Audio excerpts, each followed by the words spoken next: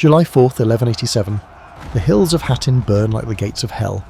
20,000 armoured men crawl across scorched earth, tongues black, throats raw, begging for water that will never come. Around them, fire rises, smoke blinds their eyes, arrows fall like rain. And watching from the hills, 30,000 warriors wait, patient, knowing the desert itself is their weapon. This is not a battle, this is an execution, and by sunset, an entire kingdom will bleed into the sand. For decades, the two worlds have lived side by side, the Crusader states carved from stone and faith stretching from Antioch to Jerusalem, and the Muslim kingdoms divided, fighting among themselves, split between Damascus and Cairo. Between them runs a thin line of treaties, promises, and lies. Merchants cross borders, pilgrims visit holy sites, war pauses, peace lasts, until it does not. And the man who breaks it is always the same, Raynald de Chatillon, a French knight with a taste for blood and gold. He rode to the Holy Land as a young man, married a princess, became Prince of Antioch. But his cruelty was legendary even then. He tortured a Christian patriarch for refusing him money, tied the old man to a tower roof in the blazing sun, covered his head with honey, let the insects feast. The Emperor of Byzantium himself had to intervene. Then Raynald was captured by Muslims, spent 16 years in a Syrian prison, 16 years in darkness, in chains, in filth. Most men would have learned mercy. Raynald learned hatred. When he was finally ransomed, he was older, harder, meaner. He married again, this time the heiress of Kerak, a fortress east of the Dead Sea. From that castle he controlled the caravan routes between Egypt and Syria, and he used that power like a weapon. He attacked caravans, burned villages, murdered merchants, took slaves. He did not care about truces, did not care about treaties, did not care about the consequences. He cared only about plunder and revenge. In 1182, Raynald did something unforgivable. He built ships, dragged them across the desert to the Red Sea, and launched a pirate raid. His targets were not soldiers, they were pilgrims. Muslim families sailing to Mecca for the Hajj, the holiest journey in Islam.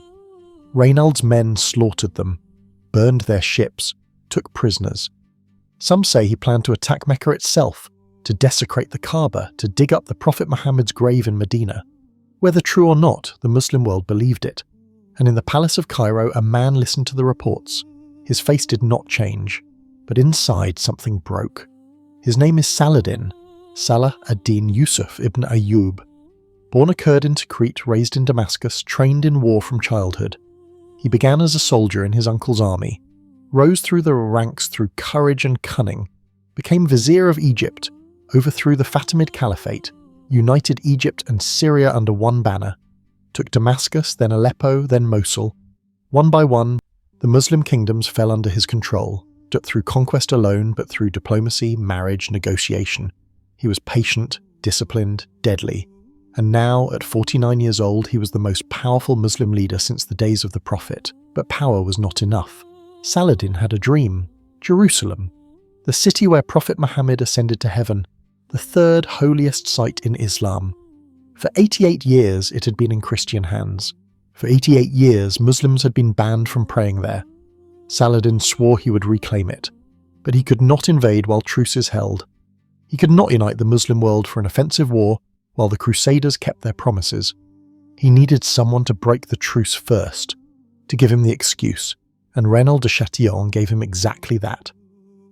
When the reports of the Red Sea raids reached Cairo, Saladin sent a message to King Baldwin IV of Jerusalem. "Your vassal has broken the truce, he has attacked my people, he has threatened the holy cities. Punish him or I will." Baldwin was dying of leprosy, his body rotting, his hands useless claws, but his mind was still sharp. He understood the danger. He ordered Raynald to return the prisoners and pay compensation. Raynald refused. "I am lord of my own lands," he said.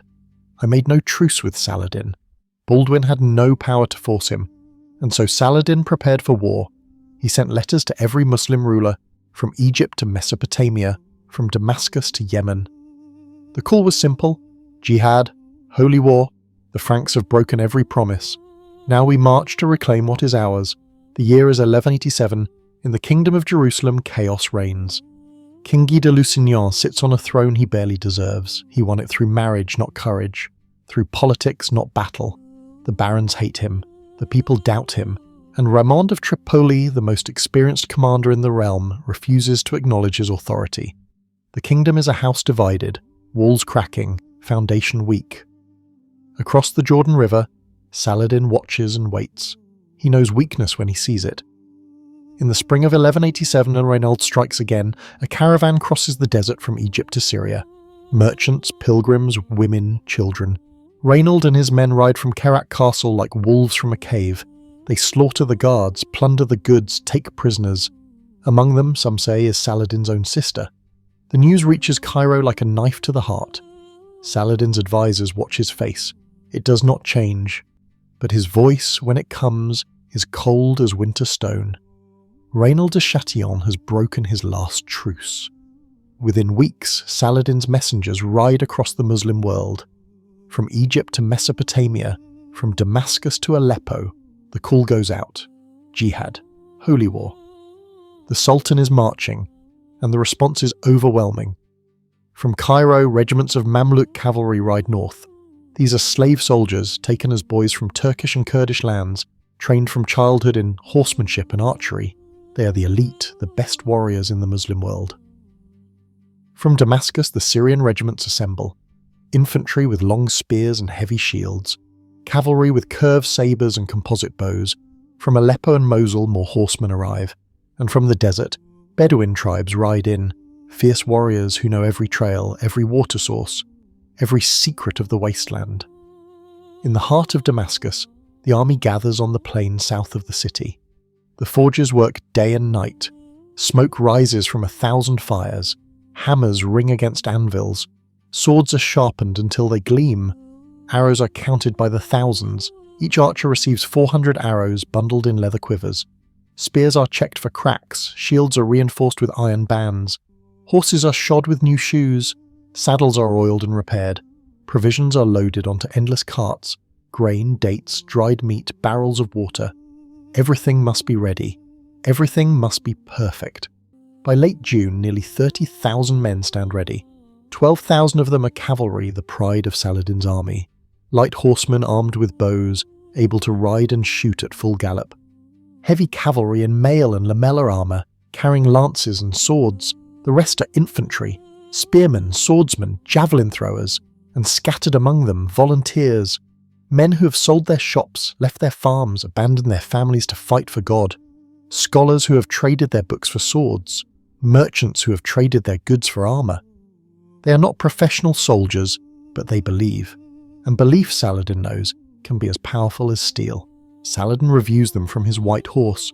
He is 49 years old, his beard streaked with grey, his face lined by decades of war and politics.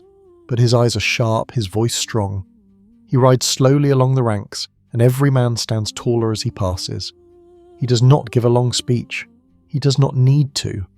These men know why they are here, for Jerusalem, for the holy city, for every Muslim child who has been denied the right to pray there, for every broken promise, every murdered pilgrim, every year of humiliation. Saladin raises his hand and the army roars. The sound echoes across the plain, across the city walls, across the hills, and in Jerusalem 4 days' march away, the Crusaders hear that roar, and they know war is coming. On the plain south of Damascus, the army assembles under the green banners of Islam. The sound of drums rolls across the valley. Saladin rides to the front. Behind him, his son Al-Afdal, young and eager for glory. Beside him, his brother Al-Adil, veteran of 100 battles. The commanders gather, and Saladin speaks. His voice is not loud, but every man hears. We do not march for conquest, we march for justice. For every broken promise, every murdered pilgrim, every child orphaned by Frankish steel. Today we ride to reclaim what was taken. Today we ride for Jerusalem. The army roars. Spears pound the earth. And as the sun climbs toward noon, 30,000 warriors begin to move. They cross the Jordan River on June 30th. The water runs clear, cold from the mountains. Men fill their skins, water their horses, and march west. The Crusaders do not know it yet, but the trap is already set.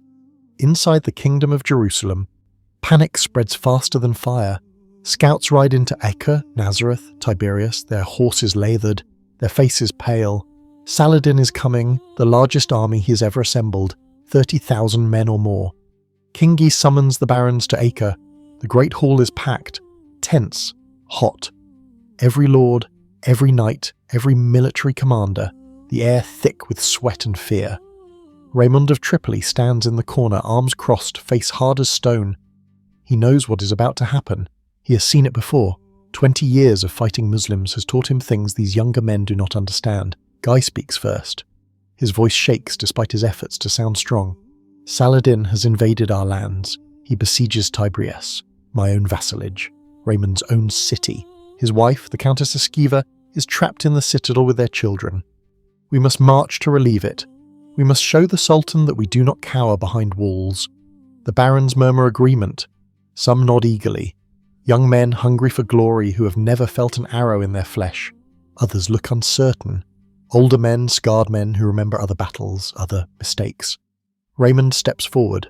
The room falls silent. He's the most experienced commander in the kingdom. He has fought Saladin more times than any man alive. He has won. He has lost. He has learned. Do not march, he says. His voice is quiet, but everyone hears. Tiberias is mine. My wife is there. My children. But I would rather lose my city than lose this kingdom. Saladin wants us to march. He wants us to leave Sepphoris, our fortified position with water and supplies. He wants us in the open field, in the desert, in July. This is his trap.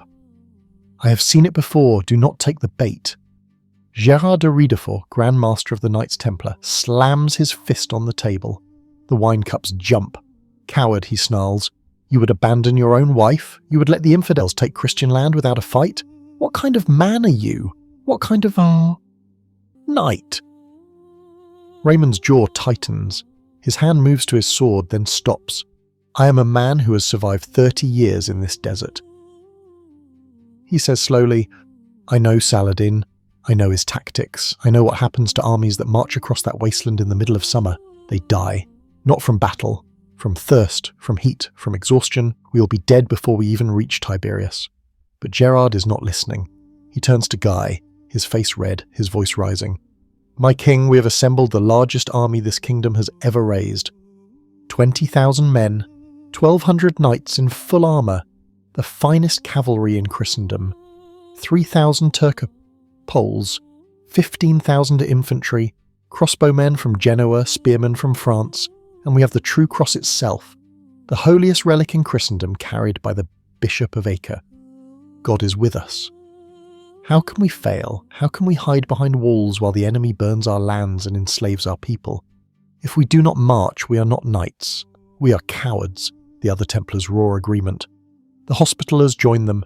Young barons who have never lost a battle shout for war. The room becomes chaos. Voices overlap, rising, angry. Raymond tries to speak again, but no one listens. He looks at Guy. The king sits on his throne, pale, sweating, his hands gripping the armrest so hard his knuckles are white. He looks from Raymond to Gérard, from Gérard to the shouting crowd. He's not a warrior king. He's a politician, a man who won his throne through marriage to Baldwin IV's sister, not through courage. The barons barely respect him. Half of them would prefer Raymond on the throne, and Guy knows it. And so in that moment, Guy de Lusignan makes the choice that will destroy his kingdom. He stands. The room falls silent. His voice cracks as he speaks. We march at dawn. The Templars cheer. The young knights pound the table. Raymond closes his eyes. He knows what is coming. He has seen it in his dreams. Blood on sand, bodies in the sun, the kingdom dying. But there is nothing more he can say. The decision is made. That night, Raymond rides back to his tent. He does not sleep. He lies awake, staring at the canvas ceiling, listening to the sounds of the camp, the sharpening of swords, the nervous laughter of young men, the prayers of priests, and in the darkness he whispers to himself, God forgive us, we are already dead. The Crusader army assembles at Sepphoris, a fortified town with springs, wells, shade. Water flows freely here. The men drink deep, fill their skins, soak their cloaks.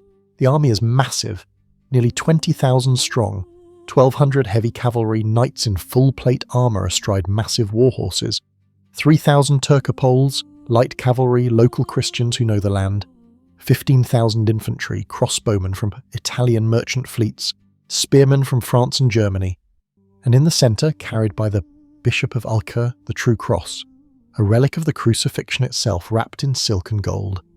Men kneel or this as it passes. They believe it makes them invincible. They are wrong. On July 3rd at dawn, the Crusader army marches east from Sepphoris. The sun rises behind them, already fierce, turning the sky blood red. The land stretches flat and brown, dotted with thorns and stones. There are no trees here, no streams, no shade, just dust and rock, and the killing heat of a Galilean July. The road to Tiberias is 16 miles. In winter, with water and rest, it is a day's easy march. In summer, without water, it is death. But the army does not know this yet. They believe God will protect them. They believe the true cross makes them invincible. They are wrong. The knights ride in the centre, 1,200 of them, the flower of Christian chivalry. Their armour gleams in the sun, full-plate mail from helm to boot, chainmail underneath. Padded gambeson beneath that. 70 pounds of steel and leather and cloth, designed for the cold wars of Europe, not for the desert. Each knight rides a massive warhorse bred for strength, trained to carry a man in full armour into the charge. These horses need 45 litres of water a day. They will not get it. The infantry marches on the flanks, 15,000 men. Spearmen, swordsmen, crossbowmen. Most are lighter armoured than the knights, wearing mail shirts and leather, carrying wooden shields painted with crosses, but even light armour becomes a furnace in the desert sun. The crossbowmen carry their weapons carefully, the strings wrapped to protect them from sweat. Each bolt is precious. Behind them, wagons creak under the weight of supplies, food, arrows, spare weapons, and water. Not enough, never enough. By mid-morning, the harassment begins. From the hills to the north, horsemen appear. Small groups, 20 or 30 riders moving fast. Saladin's light cavalry, mounted archers. They wear no heavy armour, just quilted coats and turbans. Their horses are smaller than the Crusader war horses, faster, bred for the desert. They ride close within bowshot and loose their arrows. Then they wheel and gallop away before the Crusaders can respond. The arrows fall like rain. Most glance off armour, rattling on steel, falling harmlessly. But some find gaps. The neck, the armpit, the back of the knee. Men scream, fall, are left behind. The column cannot stop. The officers shout to keep formation, stay together, do not break ranks. But the men are already afraid. They look at the hills and see more riders appearing. Hundreds of them, then thousands, circling like vultures. The water skins grow lighter. The sun climbs higher. By noon it is a white hammer beating down on steel and flesh. The knights begin to remove their helms, gasping for air. Their faces are red, streaming with sweat. Some vomit from the heat. Others faint, falling from their horses, their armour cooking them like ovens. The infantry trudges forward, heads down, eyes squeezed shut against the glare. They do not speak, do not sing, do not pray. They just walk, one foot in front of the other, trying to survive, and from the hills the arrows keep falling. Not in great volleys, just a constant rain, thock, thock, thock. Into wood, into leather, into flesh. The psychological effect is worse than the physical damage. The men cannot see their attackers, cannot fight back, cannot do anything but endure. Some start to crack, they drop their shields, their spears. They sit down in the dust and refuse to move. Their officers drag them to their feet, shouting, threatening. Some obey, others do not. They are left behind. Within minutes, Saladin's cavalry rides over them. No prisoners, just throats cut and bodies stripped. Then the wind shifts. It comes from the east now, hot and dry, like the breath of a furnace, and with it comes smoke, thick, black, choking. Saladin's men have set fire to the dry grass and brush that covers the plain. The flames race across the land, driven by the wind, devouring everything. Smoke pours over the Crusader column. Men cough, gag, stumble blindly forward. Their eyes burn, their lungs fill with ash. Horses panic, rearing, throwing riders, bolting in all directions. The formation breaks, the carefully organised columns dissolve into chaos. And through the smoke, invisible and deadly, Saladin's archers continue to fire. They cannot see their targets clearly, but they do not need to.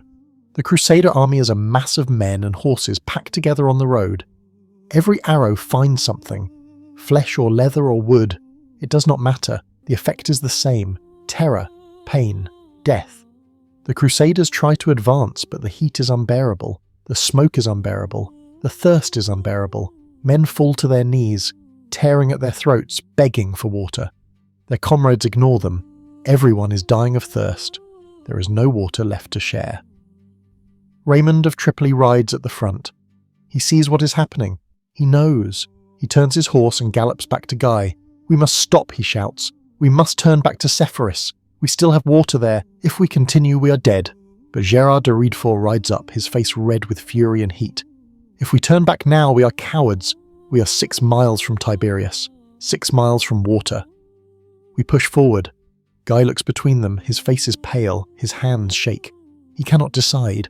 The arrows fall, the smoke thickens, men are dying, and King Guy de Lusignan does nothing. Finally, Raymond makes the decision for him. "We camp at Hattin," he says. "There is a village there. Ruins, we rest, and at dawn we push for the lake." Guy nods, grateful someone else has chosen. The order passes down the line. Make camp. The men cheer weakly. They believe they will find water. They are wrong. The Horns of Hattin are 2 small hills, remnants of an extinct volcano. They rise from the plain like broken teeth. Around them the land is flat, bare, lifeless. There is no water. The spring at Hattin dried up years ago. When the Crusader army arrives in the late afternoon, the men realize the truth. There is no water here, nothing. Only dust and stone. Panic spreads. Men beg their officers. "Where is the water? When do we march to the lake?" The officers have no answers. They look to King Guy. Guy looks at the horizon. The Sea of Galilee lies 6 miles to the east. They can see it from the hills, a ribbon of blue shimmering in the distance.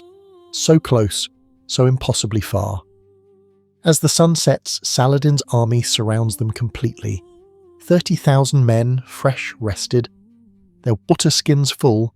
They form a perfect crescent around the Horns of Hattin, cutting off every escape route. To the north, cavalry blocks the road back to Sepphoris.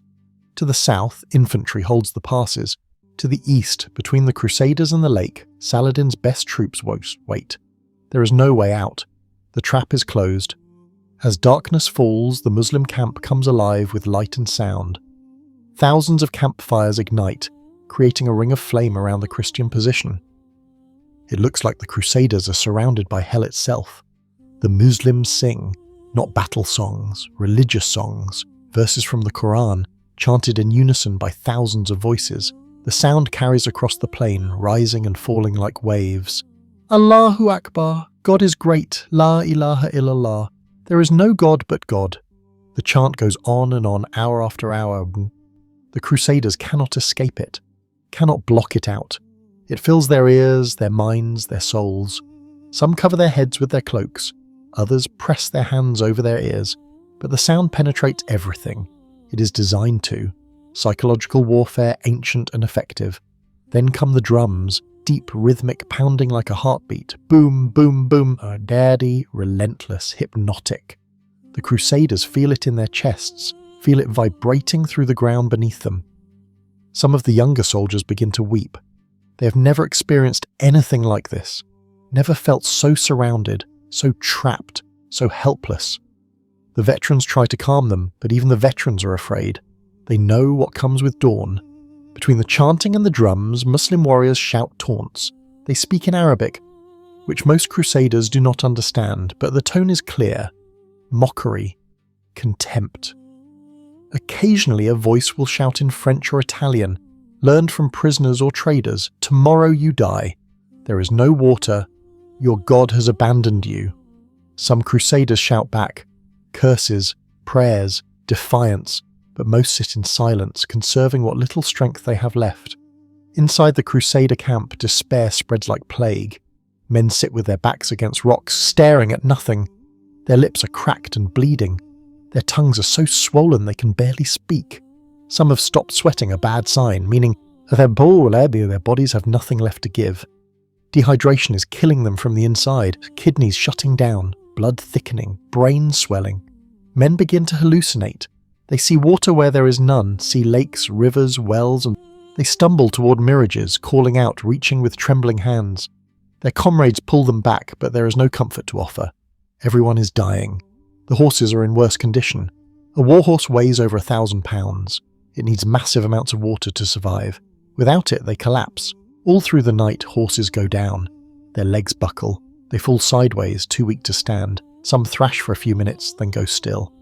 Others just lie there, breathing shallow, eyes rolling. The knights watch their destriers die and know that even if they survive the night, they will fight tomorrow on foot. A mounted knight is a tank, nearly invincible. A knight on foot is just a man in heavy armour, slow, clumsy, vulnerable.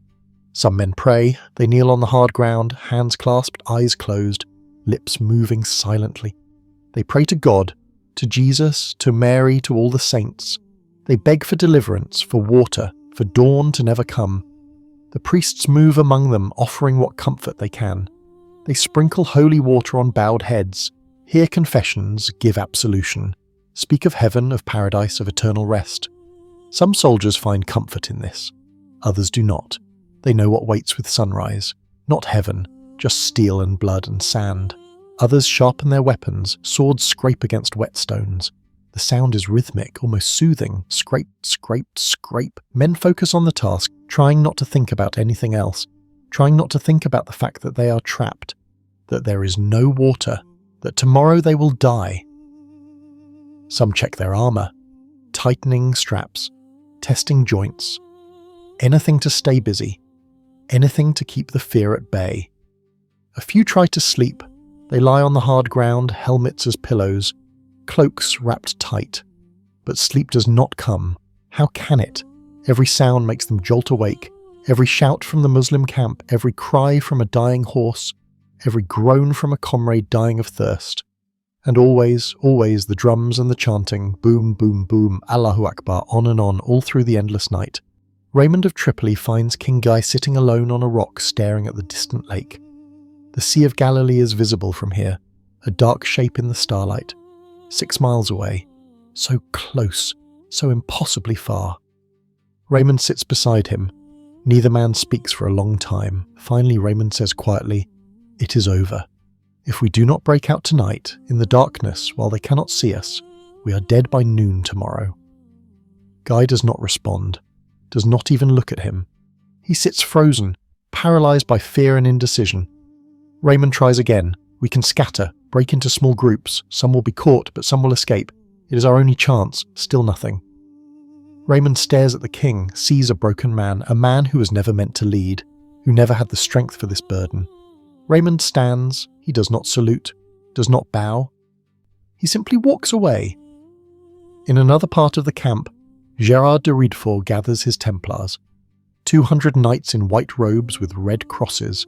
They kneel in a circle, and Gerard leads them in prayer. Their voices are strong, defiant. They do not beg for deliverance.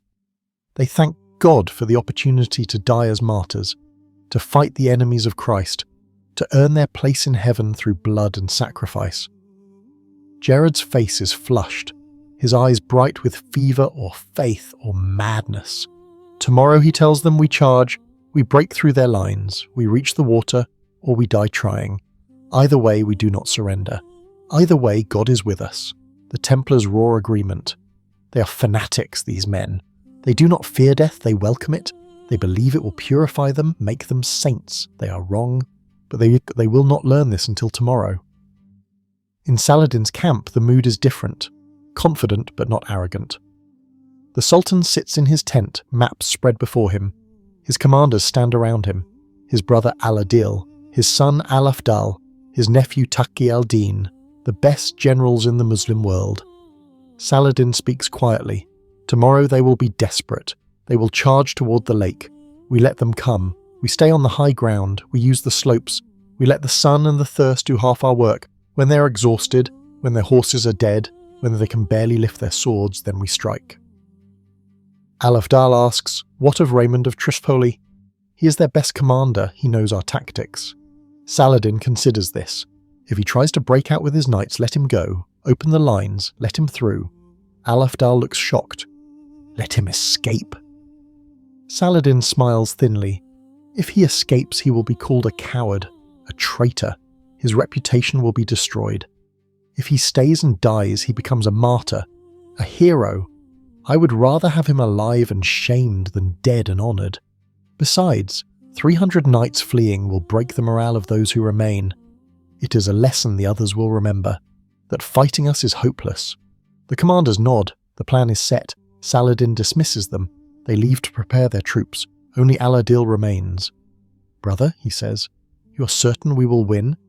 Saladin looks at him. "I am certain of nothing, but I have done everything I can. I have chosen the ground. I have cut off their water. I have worn them down. Tomorrow, God willing, Jerusalem will be within our reach. And if God is not willing, then we fight anyway," Saladin says, "and we die knowing we tried." He steps outside his tent. The night air is cool, a relief after the scorching day. He looks up at the stars. Across the plain he can see the Crusader camp. No fires there, just darkness. He can imagine what they are feeling. Fear, thirst, despair. He feels no pity. They chose this. They broke the truces. They murdered pilgrims. They attacked the holy cities. Tomorrow is not revenge, it is justice. He turns and walks back into his tent. He lies down on his carpet, closes his eyes, and sleeps. A few hours later, the first light of dawn touches the eastern sky. July 4th, 1187. The day that will change everything. Dawn breaks on July 4th, 1187. The sun rises blood red over the eastern hills, like an open wound in the sky. The air is already hot, already thick. The Crusaders wake to find themselves in a waking nightmare. Their water is gone, every skin empty, every barrel dry. Their horses are dying or dead. Hundreds of animals lie on their sides, ribs showing, eyes glazed. The men a little better. Faces are sunburned, blistered, peeling. Lips are cracked and bleeding. Tongues are swollen, making speech difficult. Some men cannot speak at all.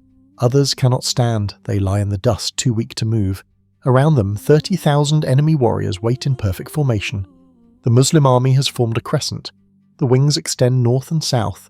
The centre faces west, blocking any retreat. Behind them, to the east, lies the lake. Water, life, everything the Crusaders need and cannot reach. Saladin has positioned his troops on higher ground, giving them every advantage. They look down on the Christians like eagles watching trapped mice. The morning sun is behind them, shining directly into Crusader eyes. Blinding, perfect. King Guy orders the army to form up. It takes over an hour. Men stumble into formation. Knights try to mount their horses, but most of the animals are too weak to carry a rider in armour. So the knights will fight on foot, turning the pride of Christendom into slow-moving targets. The infantry forms ranks, but the lines are ragged, broken. There are gaps where men have died in the night. Gaps where men have simply given up, sitting in the dust, waiting to die. The officers scream at them, threaten them, but nothing works. These men are already ghosts. In the centre, the true cross is raised. The Bishop of Acre holds it high, the relic wrapped in gold and silk, gleaming in the morning sun. Men kneel as it passes, crossing themselves, praying. They believe this relic will protect them, that God himself will intervene, that they cannot lose while they fight under the symbol of Christ's sacrifice. They are about to learn otherwise. The plan, such as it is simple. Charge east toward the lake, break through Saladin's line, reach the water, anything else is death. King Guy raises his sword. The officers repeat the command down the line, and the Crusader army, what is left of it, begins to move. They do not charge. They cannot. The men are too weak, the ground too rough. They walk, stumbling, staggering, some holding each other up. The knights in armour clank forward, each step an effort. 70 pounds of steel, no water, full sun, they are cooking inside their own armour. Steam rises from the gaps in their plate mail. Some collapse after only a few steps. Heart attacks, heat stroke, dehydration. They fall and do not rise. Their comrades step over them. There is no time to stop, no energy to help. Everyone is dying. Then the first arrow falls, and another, and another. Saladin gives the signal. 12,000 archers, 400 arrows each. The math is simple and brutal. 4,800,000 arrows. Not all at once, in waves, steady, relentless. The sky darkens with iron. The arrows fall like hail on a tin roof. Thock, thock, thock, thock. They strike shields with dull thuds, strike armour with sharp clangs, strike flesh with wet sounds. Men scream, fall, die. The formation breaks immediately. There is no discipline left, no training, just raw animal panic. Those who can still stand try to advance, but the smoke returns. Saladin's men have reignited the grass fires, and now the wind carries thick black smoke across the battlefield. The Crusaders are engulfed. They cannot see 5 feet ahead, cannot see their enemies, cannot see each other. They stumble forward blind, coughing, choking, their eyes streaming tears. And from the smoke, invisible and deadly, more arrows come, aimed at sound, aimed at movement, aimed at nothing and hitting everything. Raymond of Tripoli sees what is happening, sees the army dissolving, sees men dying where they stand, too weak to fight, too desperate to surrender. He makes his decision. He gathers his knights, perhaps 300 men, the best cavalry in his command. They are among the few whose horses are still alive. He forms them into a wedge, a spear aimed at Saladin's left wing. This is not about saving the kingdom anymore. The kingdom is already dead. This is about saving his life and the lives of the men who follow him. He raises his lance and shouts the charge. For God, for Jerusalem, for life. They ride hard, spurred by desperation and the faint hope of survival. Lances lowered, shields up, the ground shakes beneath their hooves. For a moment it almost looks like the old days, like a proper cavalry charge, like something out of a song. But these are not the shining knights of legend. These are dying men on dying horses, making one last desperate gamble. They crash into Saladin's left wing, steel meets steel. The impact is tremendous. Muslims fall, blood sprays. For a moment the line wavers. But Saladin is watching. He sees Raymond coming. He signals his nephew Taqi al-Din, commanding the left wing. Let them through! Taqi al-Din hesitates. Let them through, let them escape. Yes, Saladin says calmly. Open the ranks, let them pass. And the Muslim line parts, like a door opening. Raymond and his knights burst through, riding east, riding toward the lake, riding toward life. They do not stop, do not look back. They ride as fast as their horses can carry them, expecting arrows in their backs at any moment. But the arrows never come. Saladin has let them go. Behind them, the Muslim line closes again, locked shut like a trap, and the Crusader infantry that tried to follow Raymond, that thought they could escape in the wake of the cavalry, they are cut off, surrounded, slaughtered, thousands of men, most of them unarmed at this point, having thrown away their weapons to move faster. They are ridden down by Muslim cavalry, cut down like wheat. The ground becomes slick with blood. The air fills with screams. Men beg for mercy in French, German, Italian. They receive none. Within minutes, thousands are dead. The survivors, thousands more, throw down whatever weapons they still have and kneel, hands raised, begging to surrender. Back on the hill, the Crusader knights see Raymond's charge and think it was successful, think he has broken through. Some try to follow. They form smaller groups and charge in different directions, north, south, east, anywhere but here. But none of them have Raymond's luck. Or perhaps it was not luck. Perhaps Saladin simply chose who would live and who would die. The other charges are met with walls of spears and arrows. Horses scream and fall. Knights crash to the ground in their heavy armour and cannot rise. They lie on their backs like turtles, helpless, as Muslim soldiers walk among them, daggers finding the gaps in armour. Throats, armpits, groins, quick deaths, merciful compared to dying of thirst. Gerard de Riedfort rallies the Templars for one more charge. 100 knights in white robes with red crosses. They have fought together for years, brothers in arms and in faith. They know they are going to die, but they refuse to surrender, refuse to kneel. They would rather die fighting. Gerard leads them down the hill, shouting prayers and battle cries.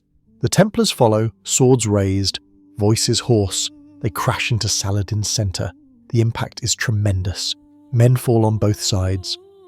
Steel rings against steel. Blood sprays into the dust. For a few brief moments, the Templars actually gain ground. They push forward, cutting through Muslim infantry, their white robes turning red with blood.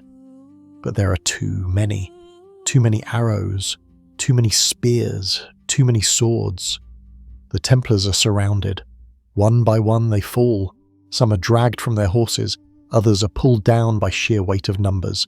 Gerard fights like a madman, his sword rising and falling, his voice screaming defiance. But then a spear catches him in the side. He gasps, blood filling his mouth. Another blow to the head and he goes down. His Templars try to protect him, but they are dying too. Within minutes, the charge is broken. The survivors, maybe 20 men, are forced back up the hill, dragging their Grand Master with them. On the hilltop, because the last of the Crusaders gather around the true cross. Maybe 5,000 men, all that remains of the 20,000 who marched from Sepphoris. King Guy is in the centre, his face white, his hands shaking.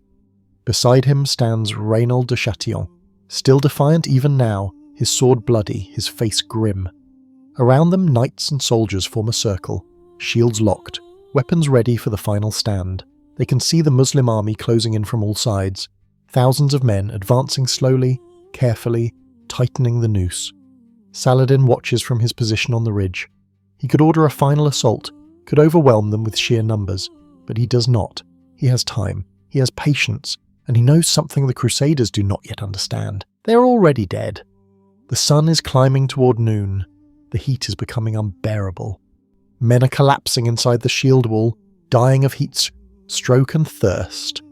Soon they will not have the strength to resist. Soon they will simply kneel and accept their fate. And Saladin is willing to wait.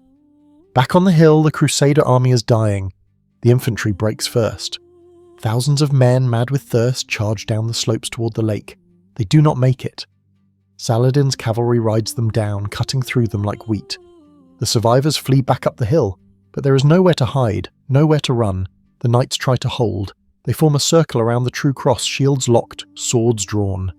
King Guy is in the centre, his face white, his hands shaking. Beside him stands Raynald de Chatillon, still defiant, still arrogant, even now. Gerard de Riedfort shouts orders, rallying the Templars for one more charge. They ride down the hill, 100 knights in white cloaks with red crosses. They crash into Saladin's line. Steel meets steel, horses scream, men die. But there are too few of them. Too many arrows, too much heat. The charge breaks, the knights fall, and Gerard de Riedfort is dragged from his horse, screaming curses, dragged back up the hill in chains. By noon it is over. The sun stands directly overhead, white and merciless. The temperature is over 100 degrees. Inside their armour, the knights are dying. Some have removed their helms, their faces burned red, their eyes unseeing. Others have collapsed inside their steel shells and cannot rise. The shield wall has dissolved. Men simply sit or lie in the dust, too weak to stand, too weak to care. The Crusader army has not been defeated in battle. It has been killed by the desert. By thirst, by heat, by exhaustion. Saladin sees this. He signals his troops to stop firing. The arrow storm ceases. An eerie silence falls over the battlefield. The Muslims wait, weapons ready but not attacking. Saladin rides forward slowly on his white horse. He stops 50 yards from the Crusader position. His voice carries across the dust. "You have fought bravely," he calls in Arabic. His interpreters repeat his words in French and Italian. "But you are defeated. Your army is destroyed, your horses are dead. You have no water. Surrender now, and you will be treated with honour. Continue to resist, and you will die where you stand." For a long moment, nothing happens. The Crusaders look at each other. Look at their king. Look at the true cross still standing in their midst, though the bishop holding it can barely keep his arms raised. Then one man stands, a knight, his armour dented and bloody. He removes his sword and throws it on the ground. Then he removes his helm. His face is that of an old man, though he is probably only 30. The desert has aged him decades in a single day. He walks forward, hands raised toward the Muslim line. Others follow. First a few, then dozens, then hundreds. King Guy tries to stop them, tries to shout orders, but his voice is a croak. No one listens. No one cares. The army is dissolving. Men throw down their weapons and walk toward the Muslims, hands raised, begging for water. Just water. They will accept slavery, accept death, anything for water. The Muslim soldiers take them prisoner, binding their hands with rope. Some are given small sips from water skins, enough to keep them alive, but not enough to restore them. They will be worth more alive than dead. Slaves, ransom, labourers. The Muslim world can always use more hands. By mid-afternoon, nearly 15,000 Crusaders have surrendered. They kneel in long rows in the dust, hands bound, heads down. Some are weeping, some are praying. Most are simply staring at nothing, broken in body and spirit. The battlefield is strewn with bodies, thousands of dead, Crusaders and Muslims alike. The ravens have already gathered, circling overhead, waiting. The smell of blood and shit and fear hangs heavy in the hot air. This is what war really looks like. Not songs, not glory, just death and suffering and waste. On the hilltop, only a few hundred men remain, the knights who refuse to surrender, the Templars and Hospitallers who would rather die than kneel, King Guy and his inner circle. and Raynald de Chatillon still standing, still defiant, his sword in his hand. Muslim soldiers surround them. Saladin's personal guards, the best warriors in his army. They form a tight ring, weapons ready, but they do not attack, they wait for Saladin. The Sultan rides up the hill slowly. He dismounts and walks the last few yards on foot, a gesture of respect for brave enemies. When he reaches the top, he looks at the remaining Crusaders. His face shows no triumph, no joy, just a kind of weary sadness. This was necessary, his expression says, but that does not make it pleasant. He gestures, and his guards move in. The remaining Crusaders are disarmed. They do not resist. What would be the point? Guy's sword is taken, Raynald's sword is taken, the true cross is taken. When the Muslims lift the relic, a groan goes up from the kneeling Crusaders. They know what this means. God has not protected them. The symbol of their faith has fallen into infidel hands. Some begin to sob openly, others curse, others just stare in blank shock. King Guy de Lusignan and Raynald de Chatillon are brought before Saladin. The Sultan has returned to his tent set up at the base of the hill. Inside it is cooler, shaded, furnished with carpets and cushions. A servant brings a silver cup filled with iced rose water, the drink of kings. Saladin sits on a cushion and gestures for his prisoners to be brought in. Guy stumbles forward. He can barely walk. His armour has been removed, and underneath his clothes are soaked with sweat and blood. His face is burned red by the sun, his lips cracked and bleeding. He looks like a corpse that can still move. Behind him comes Raynald, forced to his knees by guards. Saladin looks at Guy. For a moment, something like pity crosses his face. This is a broken man, a failed king, a symbol of everything wrong with the Crusader states. Weak leadership, poor decisions, divided counsel, but he is still a king, and in the code that Saladin follows, kings deserve a certain honour. Saladin offers the cup of rosewater. "Drink," he says. Guy takes it with trembling hands. He drinks desperately, water spilling down his chin, dripping onto his ruined tunic. The cold water is like a miracle, like life returning to a corpse. Guy drinks and drinks, unable to stop. Then Guy does something that changes everything. Without asking permission, without thinking, he hands the cup to Raynald. Raynald drinks too, gulping the water, his eyes closed in relief. Saladin's face hardens. He stands abruptly. "You did not ask my permission before giving him water," he says coldly to Guy. "By the laws of hospitality, if I give a prisoner food or drink, I cannot then kill him. But you gave him water, not me. Therefore, I am not obliged to grant him mercy." Guy realizes what he has done. His face goes white. He opens his mouth to speak, but no words come out. Raynald just looks at Saladin and smiles. A contemptuous, defiant smile. Saladin turns to Raynald. The Sultan's voice is ice. "How many times have you sworn oaths and broken them? How many times have you signed truces and violated them? How many times have you murdered my people while pretending to be at peace?" Raynald shrugs. "Kings act as they please," he says through an interpreter. "I have done nothing different from any other lord. I took what I wanted. I killed my enemies. I served my God. What else is there?" Saladin stares at him. This man feels no remorse, no shame, no fear. He is a monster, Saladin thinks, but a brave monster, almost admirable in his complete lack of conscience. Saladin draws his sword. It is a beautiful weapon, the blade inscribed with verses from the Quran. The edge is sharp enough to split a silk scarf dropped onto it. Raynald sees the sword and does not flinch, does not beg, does not pray. He just keeps smiling that contemptuous smile. Saladin raises the sword. "Do you accept Islam?" he asks. "One final chance." Raynald spits. His saliva hits the carpet at Saladin's feet. The guards gasp.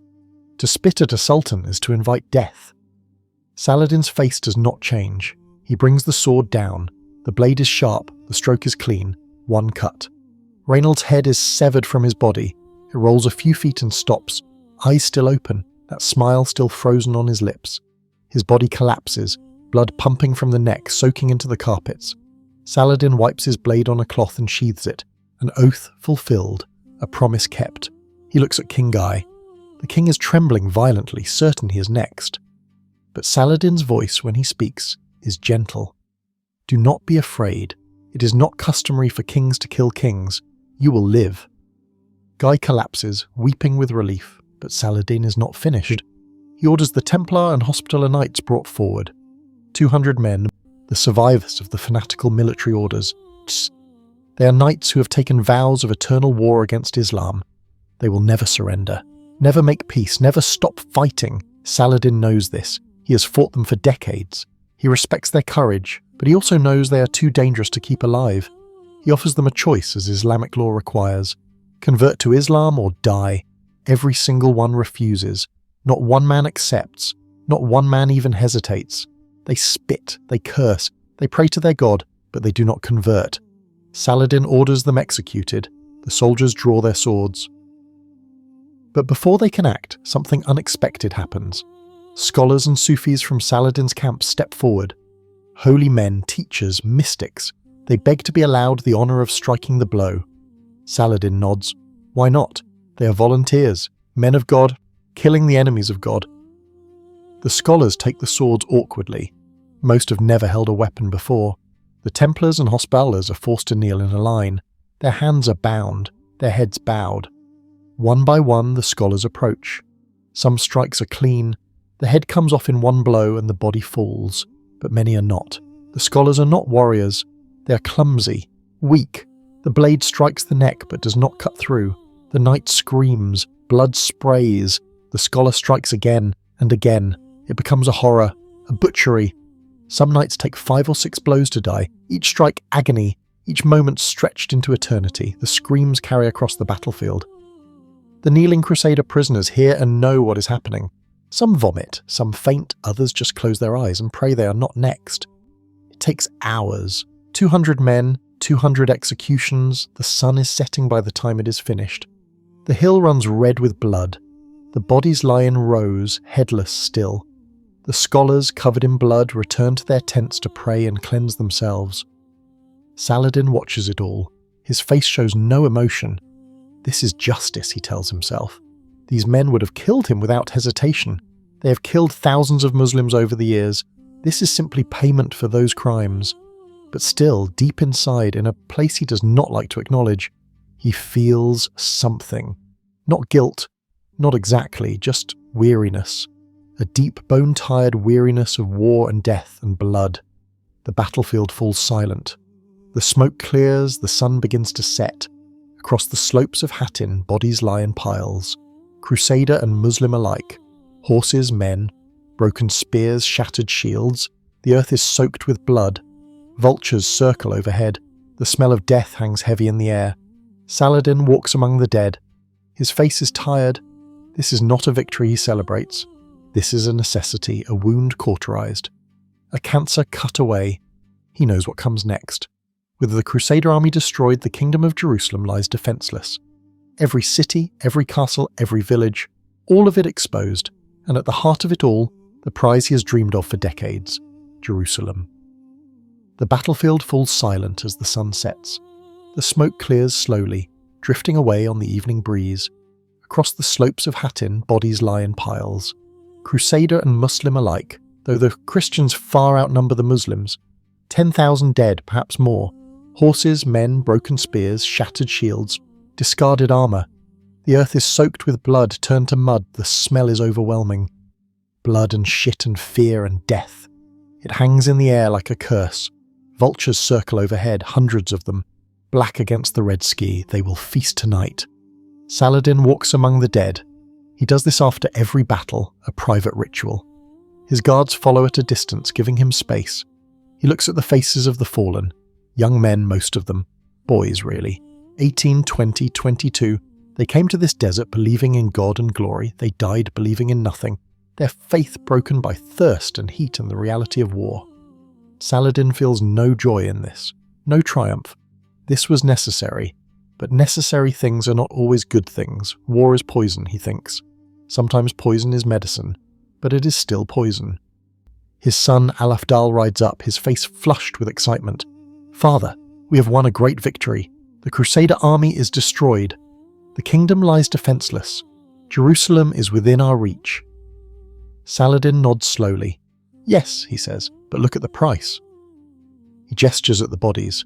These men had families, mothers who loved them, children who will never see them again, Muslim and Christian both. All dead because men like Raynald de Chatillon could not keep their oaths. because kings like Guy de Lusignan were too weak to stop them. Alafdal looks at his father, confused. But we are the righteous.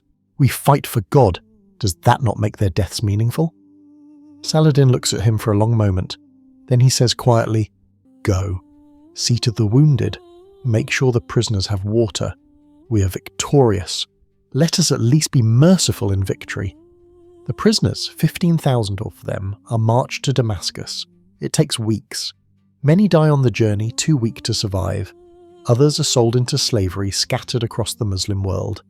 Some will spend the rest of their lives building roads, working quarries, serving in households from Cairo to Baghdad. A few, the lucky ones, will eventually be ransomed, their families scraping together gold to buy their freedom. But most will never see home again. They came as conquerors, they leave as slaves. The true cross is sent to Damascus as well, a trophy of war. It is paraded through the streets, carried upside down as an insult. Muslims cheer, Christians weep. Some historians say it was eventually destroyed. Others say it was lost. No one knows for certain. The symbol of Crusader faith simply vanishes from history. Within days of Hattin, Saladin begins his campaign. With the Crusader army destroyed, the kingdom lies defenceless. The garrisons that once protected the cities and castles were called to Hattin, and they died there. Now the fortifications stand empty, or nearly so. Just a few old men, a few boys, a few merchants who never trained for war. They cannot resist Saladin's army. City after city opens its gates. Tiberius surrenders on July 5th, the day after the battle. The Countess Ashiva, Raymond of Tripoli's wife, negotiates terms. She and her household are allowed to leave for Tripoli with all their possessions. Saladin keeps his word. She rides away unmolested. Within a week, Saladin holds the entire region around the Sea of Galilee. Then he moves south. Acre, the great port city, the economic heart of the Crusader kingdom, falls on July 10th. The city council meets. They have no soldiers, no weapons, no hope. They send envoys to Saladin. "We surrender. Please be merciful." Saladin accepts. The citizens are given the same terms as Tiberius: pay a ransom and go free. Those who cannot pay become slaves. It is harsh, but it is better than the alternative. In 1099, when the Crusaders took Jerusalem, they killed every Muslim and Jew in the city. Men, women, children, babies. The streets ran with blood. Saladin remembers this. Everyone remembers this, but Saladin will not repeat those atrocities. Nablus falls, Jaffa falls, Sidon, Beirut, Ascalon, one by one like dominoes. By mid-September, Saladin has captured 52 towns and fortresses. The Crusader kingdom of Jerusalem, which once stretched from Beirut to the Sinai, is reduced to a few coastal cities. Tyre, under the command of Conrad of Montferrat, refuses to surrender. Saladin besieges it but cannot take it. The city is too strong, the walls too high, the garrison too determined. After weeks, Saladin breaks off the siege. He has a bigger prize in mind. On September 20th, 1187, Saladin's army arrives at the walls of Jerusalem. The city is full of refugees, tens of thousands of Christians who fled the Muslim advance. They crowd into churches, streets, courtyards. There is not enough food, not enough water. Disease spreads. Panic spreads. Inside the walls, Balian of Iblis, one of the few Crusader lords to escape Hattin, takes command. He knows the situation is hopeless. The city has perhaps 14 knights and 14 against Saladin's tens of thousands. Balian knights 60 young men, boys really, giving them title if not training. He distributes weapons to every able-bodied man, he organises the defence, but everyone knows it is theatre. The city will fall. It is only a question of when and how. Saladin offers terms: surrender now and no one will be harmed. Every Christian will be allowed to leave if they pay a ransom. 10 gold dinars per man, 5 per woman, 1 per child. Those who cannot pay will become slaves, but they will live. If you force me to take the city by storm, Saladin warns, I cannot control what happens. My soldiers will have the right to plunder, to kill. That is the law of war. Balian pleads for better terms. Most of these people have no money. How can they pay? Saladin considers. He agrees to reduce the ransom. And he will pay for some of the poor from his own treasury. But slavery is the price of poverty. Balian accepts. There is no other choice. On October 2nd, 1187, 88 years after the Crusaders took it, Jerusalem surrenders. Saladin enters the city on horseback. His banners fly from the walls, green flags with Arabic script. La ilaha illallah. There is no God but God. Muslims pour into the streets weeping with joy. They run to the Dome of the Rock, the third holiest site in Islam. The Crusaders had turned it into a church, erecting a cross on the dome. Saladin's men tear down the cross. They wash the walls with rosewater. They recite prayers. For the first time in nearly a century, the call to prayer echoes over Jerusalem. The Christians are given 40 days to raise their ransoms and leave. Most manage to pay.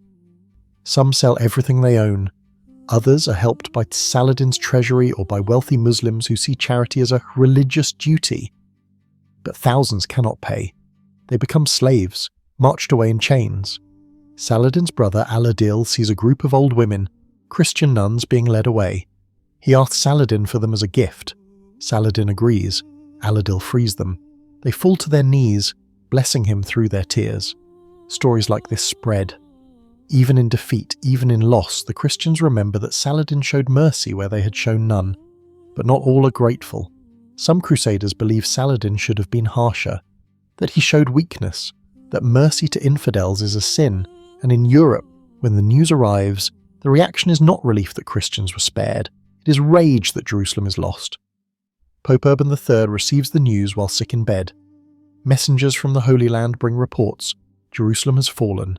The true cross is lost. 20,000 men dead at Hattin. The Pope reads the messages. He says nothing, does not weep, does not rage. He simply closes his eyes and dies. Some say it was illness. Others say it was the shock. His heart simply gave out. His successor, Pope Gregory VIII, is elected within days. He wastes no time. On October 29th, 1187, he issues a papal bull, Audita Tremendi, the crushing news. It is a call for a new crusade. The Third Crusade. He writes to every Christian kingdom, to England, France, Germany, Spain, Jerusalem is lost. The cross has fallen. The infidels rule the holy city. We must march. We must reclaim what is ours. We must avenge our brothers who died at Hattin. In England, King Richard the Lionheart, newly crowned, hears the call. He is young, strong, hungry for glory. He takes the cross immediately, swearing to march to Jerusalem. In France, King Philip Augustus does the same. These two hate each other, have fought each other for years, but for Jerusalem they will set aside their rivalry. Or so they claim. In Germany, the old Emperor Frederick Barbarossa, nearly 70 years old, takes the cross as well. He is a legend, a warrior from the Second Crusade, a man who fought in the Holy Land 40 years earlier. He gathers an army of 100,000 men, the largest crusade army ever assembled. He marches east overland through Byzantium and Anatolia. But he will never reach the Holy Land. In June 1190, crossing a river in modern-day Turkey, his horse stumbles. Barbarossa, weighed down by armour, falls into the water. The current takes him. His men try to save him, but the river is too fast, too deep. The emperor drowns. His army, leaderless and demoralised, mostly goes home. Only a few thousand reach the Holy Land, too late and too few to matter. Richard and Philip take the sea route. They arrive in the Holy Land in 1191, nearly 2 years after Hattin. They besiege Acre and retake it. They march down the coast, defeating Saladin in several battles. Richard proves himself a brilliant general, perhaps the best warrior king of his age, but he cannot take Jerusalem. The city is too far inland, the supply lines too long, the defences too strong, and Richard knows that even if he takes it, he cannot hold it. He does not have enough men, does not have enough time. His kingdom in England needs him. His brother John is plotting rebellion. So Richard makes a deal with Saladin, a treaty. The Christians keep the coast, the Muslims keep Jerusalem. Christian pilgrims will be allowed to visit the holy sites, unarmed, paying a small tax. It is not what anyone wanted, but it is peace. Richard sails home in 1192, never having entered Jerusalem. On the voyage he is shipwrecked, captured, and imprisoned by his enemies in Europe. He will spend years in captivity, paying a huge ransom for his freedom. He will never return to the Holy Land. Saladin, meanwhile, has achieved his dream. Jerusalem is Muslim again, and it will remain so for 700 years. The Crusader kingdom of Jerusalem is finished. It will limp along for another century in name, holding a few coastal cities, but it will never recover. Hattin broke it, and by 1291, the last Crusader stronghold Acre will fall to the Mamluks. 200 years of crusades, hundreds of thousands of dead, and in the end the Muslims hold Jerusalem. The Christians hold nothing. For Saladin, there is not much time to enjoy his victory. He spends the next few years consolidating his gains, fortifying cities, negotiating with Richard, managing his vast empire. But his health is failing. The years of campaigning have taken their toll. In 1193, at the age of 55, Saladin falls ill. Fever ravages his body. His doctors can do nothing. He grows weaker each day. On March 4th, 1193, surrounded by his family and advisors, Saladin dies in Damascus. His last words are said to be verses from the Quran. There is no God but God, and Muhammad is his messenger. When his treasury is opened after his death, it contains almost nothing. Less than one gold dinar. Saladin has given away all his wealth, to the poor, to his soldiers, to the families of those who died at Hattin. He dies poor, but he dies beloved. His funeral is attended by thousands, Muslims and Christians alike. Even his enemies respect him. In Europe, Saladin becomes a figure of legend. Not a villain, but a noble adversary. A knight in Muslim clothing, chivalrous, merciful, just. Dante, writing a century later, places Saladin in limbo, the least terrible part of hell, alongside the virtuous pagans. High praise from a Christian poet. And what of the others? King Guy de Lusignan is released from captivity in 1108. He tries to reclaim his throne, but no one wants him. His queen, Sibylla, dies of disease. His kingdom is gone. He eventually buys the island of Cyprus from Richard the Lionheart and becomes king there. He dies in 1194, a broken man, his name forever associated with failure. Gerard de Riedefort, Grand Master of the Templars, survives Hattin. He is ransomed, returns to Acre, and immediately begins planning revenge. He dies in battle in 1189, still reckless, still arrogant, killed in a foolish charge. He learns nothing from Hattin. Raymond of Tripoli, who escaped the battlefield, lives only a few months longer. He dies of pleurisy in September 1187, his lungs destroyed by the smoke and heat of that terrible summer. On his deathbed, men say, he whispers one word, Hattin. The battle haunts him to his last breath. He is buried in Tripoli. No grand monuments, no songs, just a grave and a memory of what might have been if anyone had listened to him. The true cross, symbol of Crusader faith, vanishes from history. Some say it was destroyed. Others say it was hidden away in Damascus or Cairo. Others claim it was lost in battle during one of the later Crusades. No one knows. The most important Christian relic of the Middle Ages simply disappears, and with it the dream of a permanent Christian Jerusalem. The Battle of Hattin marks the beginning of the end for the Crusader states. They will never recover their strength, never field another army of 20,000 men, never reclaim the interior of Palestine.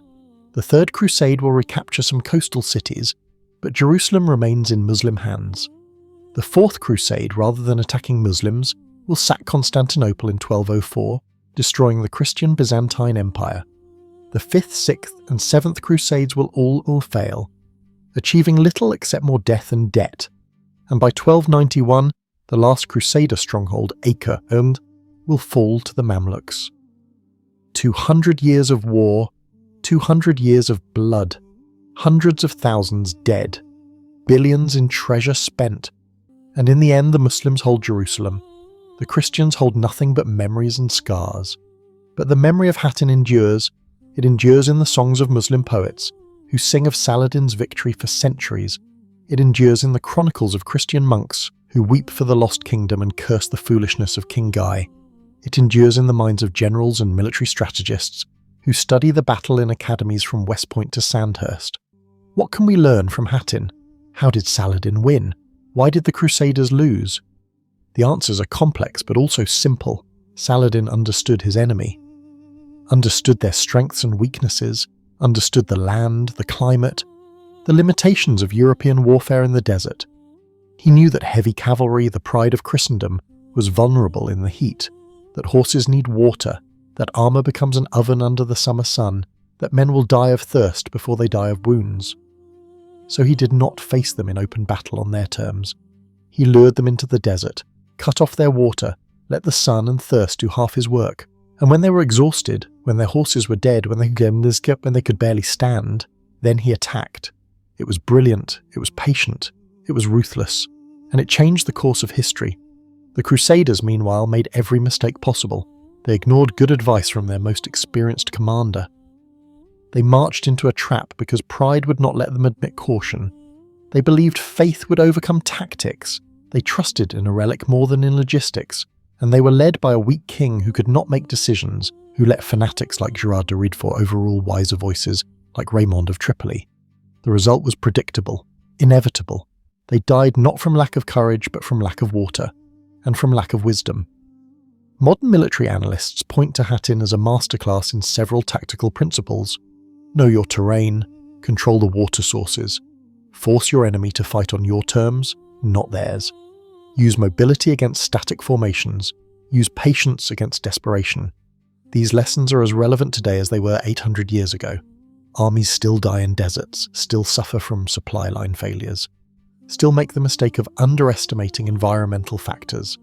Hattin teaches that wars are not won by courage alone.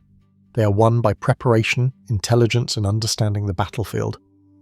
But Hattin is more than a military lesson. It is also a political lesson, about the dangers of divided leadership, about what happens when nobles put personal pride above collective good. The Crusader kingdom was weak because its barons spent as much time fighting each other as fighting Muslims. Raymond of Tripoli and Gerard de Riedfort hated each other. Guy de Lusignan was a puppet king controlled by his wife's family, respected by no one. This internal division made them vulnerable, made them easy to manipulate, easy to defeat.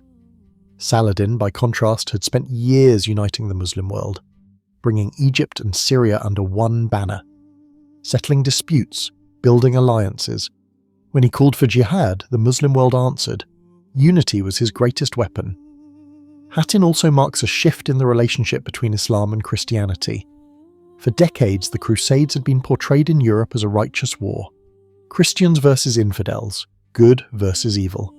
But after Hattin, that narrative began to crack. Europeans heard stories of Saladin's mercy, his chivalry, his honour. They compared this to their own behaviour at Jerusalem in 1099, where Crusaders slaughtered everyone, women, children, babies, and they began to wonder, who were the real barbarians? Who was fighting a holy war and who was simply fighting for land and gold? These questions would haunt Christianity for centuries. In the Islamic world, Hattin and Saladin became symbols of resistance against foreign invasion. Saladin was not Turkish, not Arab, he was Kurdish, a minority often overlooked in Middle Eastern politics, yet he united the Muslim world and defeated the Crusaders. This made him a hero to everyone. In the 20th century, during the colonial period and later during conflicts with Israel, Arab nationalists invoked Saladin constantly. Presidents like Nasser in Egypt and Assad in Syria compared themselves to Saladin. Resistance movements named themselves after him. Even Saddam Hussein tried to claim Saladin's legacy, despite being brutal, corrupt, and nothing like the historical figure. This appropriation is both tribute and distortion. Saladin was a complex man. Yes, he was a brilliant general. Yes, he was devout. Yes, he showed mercy where he could. But he was also pragmatic, sometimes brutal, and always driven by political as well as religious motives. Reducing him to a simple symbol does him a disservice. He was human, flawed, complicated, like all historical figures, but his achievement at Hattin cannot be denied. With 30,000 men and patience, he destroyed the greatest army the Crusader kingdom could field. And he did it not through superior numbers or better weapons, but through superior strategy. The battlefield of Hattin still exists. You can visit it today. Near the Israeli town of Hittin, in the Lower Galilee, the horns of Hattin rise from the plain, two small rocky hills, dry and barren. A sign marks the site. Tourists come sometimes, history enthusiasts. Israeli and Palestinian guides tell the story to groups, each with their own spin, but mostly it is quiet. Just wind and stone and the ghosts of 20,000 men who died there. If you stand there in July, you can feel what they felt. The brutal heat, the thirst, the desperation. The land has not changed. It is still a wasteland, still unforgiving, still deadly to those who do not respect it. The lessons of Hattin echo across the centuries. Do not march into the desert in summer. Do not leave your water sources. Do not let pride overrule tactics. Do not follow weak leaders into impossible battles. Do not underestimate your enemy. And most of all, understand that faith and courage, while admirable, are not enough. You need wisdom. You need preparation. You need to understand the land, the climate, the limitations of your forces. Saladin understood all this. King Guy understood none of it. And that difference, more than anything else, determined the outcome at Hattin. For the Christian world, Hattin was a catastrophe, the greatest military defeat since the Muslim conquest of Spain centuries earlier. It destroyed the Crusader kingdom, lost Jerusalem, and exposed the weakness of European power in the east. It led directly to the Third Crusade, which failed to reclaim Jerusalem, and it began the long decline of the Crusader states, which would end a century later in total collapse. The dream of a Christian Holy Land, born in 1099, died at Hattin in 1187. For the Muslim world, Hattin was vindication, proof that faith and unity could overcome foreign invaders, proof that the Crusades, which had seemed unstoppable for 90 years, could be reversed. Saladin became an instant legend. His name was spoken with reverence from Cairo to Baghdad. He was hailed as the second coming of the great Muslim generals of the past, and his victory at Hattin inspired resistance for generations. Every Muslim who fought against European colonialism in the 19th and 20th centuries looked back to Saladin. Every liberation movement in the Middle East invoked his name. He became a symbol of what was possible when Muslims united. But perhaps the deepest lesson of Hattin is about the cost of war. 20,000 men marched from Sepphoris on July 3rd, 1187. By July 4th, most of them were dead or enslaved. They left behind wives, children, parents, families that would never recover, villages that lost an entire generation of young men. And for what? For a war that did not need to happen, for a battle that could have been avoided. If Raynald de Chatillon had kept his oath, if King Guy had listened to Raymond of Tripoli, if cooler heads had prevailed. But they did not. Pride, greed, and stupidity led 20,000 men into the desert, and the desert killed them. The sun sets over the horns of Hattin. The battlefield is quiet now. The bodies are long gone, buried or burned, or scattered by time. The vultures have flown away. The smoke has cleared, but the memory remains, carved into the land itself, in every history book, in every military academy.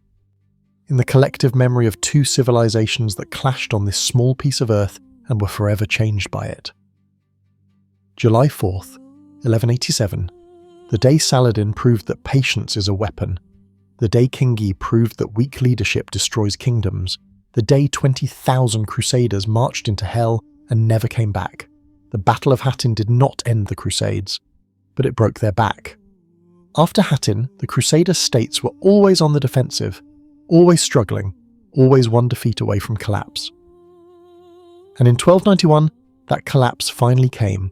The last fortress fell, the last knight sailed home, and the Crusades, which had defined 2 centuries of European history, were over. But the legacy remained, in the distrust between Christianity and Islam, in the scars left on both civilizations, in the lessons learned and the lessons ignored. Hattin was not just a battle, it was a turning point. The moment when the tide turned, when the dream of a Christian Jerusalem died, when Saladin proved that empires can be stopped, that invasions can be reversed, that the desert protects its own. And so, 800 years later, we remember Hattin, not for the glory of war, not for the triumph of faith, but for the tragedy of it, for the 20,000 men who died because their leaders were fools, for the families destroyed, for the kingdom lost, for the reminder that wars, even religious wars, even righteous wars, are still wars, still brutal, still wasteful, still capable of destroying everything they claim to protect. That is the lesson of Hattin, and it is a lesson the world has yet to learn. The Battle of Hattin marks the beginning of the end for the Crusader states. They will never recover their strength. The Third Crusade will reclaim some coastal cities, but Jerusalem remains in Muslim hands. The Fourth Crusade will never even reach the Holy Land, instead sacking Constantinople and destroying the Byzantine Empire. The 5th, 6th, 7th Crusades will all fail, and by 1291, the last Crusader stronghold, Acre, will fall. 200 years of war, 200 years of blood, and in the end, the Muslims hold Jerusalem. The Christians hold nothing. But the memory of Hattin endures. It endures in the songs of Muslim poets, who sing of Saladin's victory. It endures in the chronicles of Christian monks, who weep for the lost kingdom. It endures in the minds of generals, who study the battle and learn its lessons. Do not march into the desert in summer. Do not leave your water's sources. Do not let pride overrule tactics. Do not follow weak leaders into impossible battles. And most of all, know your enemy. Know their strengths. Know their weaknesses. Know when to strike. Saladin knew all of this, and on a single day in July, on the slopes of a small hill in Galilee, he used that knowledge to change the world. The sun sets over the horns of Hattin. The vultures have finished their work. The bodies are gone, buried or burned. The blood has soaked into the earth. The smoke has cleared. The wind blows across the empty plain, carrying dust and memory. And if you stand there today into the silence, you can still feel it. The weight of what happened, the horror, the tragedy. 20,000 men marched into the desert believing God was on their side. By nightfall, most of them were dead. Not because they lacked faith, not because they lacked courage, but because they lacked water, and because a brilliant commander understood that sometimes the desert is the deadliest weapon of all. The Battle of Hattin is not just a story of war, it is a story of hubris, of pride, of what happens when leaders ignore good advice and follow bad instincts. King Guy could have stayed at Sepphoris. He could have waited for Saladin to come to him. He could have listened to Raymond of Tripoli, the one man in his army who understood desert warfare. But he did not. He listened to Gerard de Riedefort, a fanatic who believed faith could overcome strategy. He listened to the voices calling him a coward, and so he marched his army into hell, and hell swallowed them whole. For the Muslim world, Hattin is a triumph. The day Saladin reclaimed Jerusalem, the day the Crusaders were broken, the day Islam proved it could stand against the West. For the Christian world, Hattin is a tragedy. The day an entire kingdom was lost, the day the true cross fell, the day the dream of a Christian Holy Land began to die. But for history, Hattin is a lesson in strategy, in patience, in the importance of knowing the land, the climate, the enemy. It is a lesson that has been taught for 800 years, and it will be taught for 800 more. On the slopes of Hattin, the silence is complete. The battle is long over. The armies are long gone. The kingdoms they fought for are dust. Saladin is dead. Guy is dead. Raynald is dead. Raymond is dead. Gerard is dead. All the men who made the decisions that led to this place, this moment, this catastrophe. They are all dust. But the story remains. The story of a single day in July when 30,000 warriors faced 20,000 knights. When strategy defeated courage. When the desert defeated steel. When one kingdom fell and another rose. July 4th at 1187, the day 20,000 Crusaders marched into the desert. The day Saladin proved that patience is the greatest weapon. The day that thirst killed more men than swords ever could. The day a kingdom died under the merciless sun. And the day the world learned that sometimes the strongest fortress is not made of stone. It is made of sand and heat and the knowledge of when to fight and when to wait. This is Hattin. This is history. This is the story of how empires fall, not with a roar, but with a whisper. Not in glory, but in thirst. Not on the edge of a sword, but on the slopes of a forgotten hill, where 20,000 men learned too late that war is not about faith or courage. It is about water, and they had none.